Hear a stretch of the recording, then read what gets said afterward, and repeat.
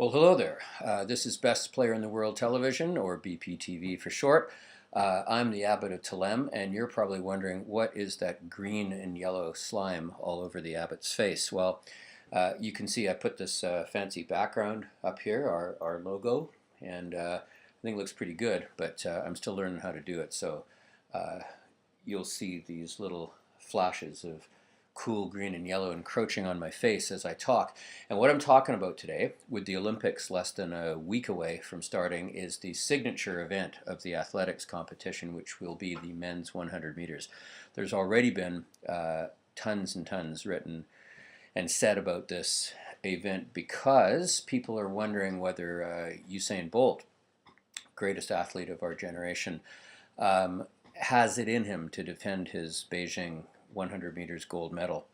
And the big problem seems to be that he's had some injury issues. People are wondering if he's been partying too much, like Ronaldinho in his days with AC Milan.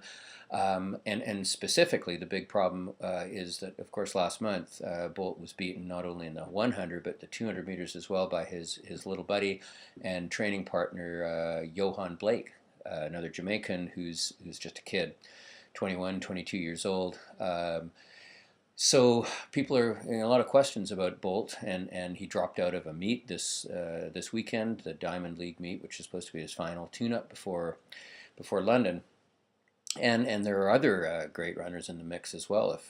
If you leave aside Johan Blake for a moment, there's Asafa Powell, who's been Bolt's great rival over the years. New kids like Michael Frater and Nesta Carter, they just seem to churn them out down there. It's an amazing country for track and field.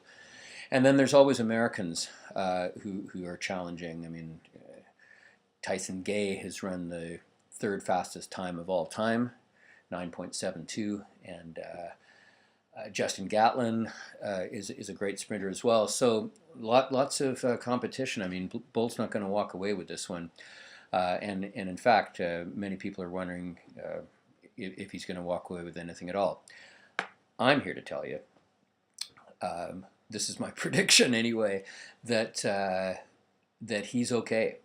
That not only is he okay, but he's going to pull it off as well, despite these recent questions around his ability. And here's why. First of all, I think now, because of these questions, there's less pressure on him than there would have been before. And who knows, there's a lot of gamesmanship and behind the scenes manipulation maybe of media and rivals that goes on in sports, mano sports like boxing, and certainly the 100 falls into that category. So I think there's less pressure on Bolt right now, maybe a little more pressure on Blake than there would have been. And the second thing is that I think it's going to be a wet day. After all, this is in England we're talking here. It's going to be pouring rain. Track's going to be slippery. The blocks are going to be slippery. And with the IAAF's ridiculous rule that one false start disqualifies you, I think you're going to see all 8 athletes being very cautious coming out of the blocks. This favors Bolt because he's typically not a great starter. Everybody else is cautious. Oh, look at my hand. Everybody else is cautious. It gives Bolt a little bit of an advantage there because he's not as far behind coming out 10 meters as he might have been.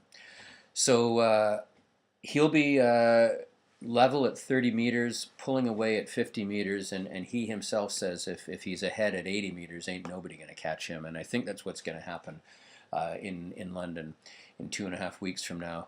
We'll give Bolt the gold medal with a time of 9.71, which is a long way off his world record of 9.58, or even his second fastest time in the world, 9.69, but we'll give it to him in 9.71. We'll say Tyson Gay comes through in 9.73 for the silver, and I'm going to go out on a limb here and say that one of the young Jamaicans, but not Johan Blake, we'll say Nesta Carter comes out as the dark horse in lane 7, makes the final, and runs third, gets the bronze with maybe a time of 9.77 or so. Then we got Blake coming in, then we got Asafa, always the bridesmaid, and maybe Justin Gatlin will round out the top 6, and we could have a couple of Europeans perhaps filling out the field there. But that's the prediction from the Abbot, and If I'm wrong, hopelessly wrong, you can get back to me via the comments section on the website.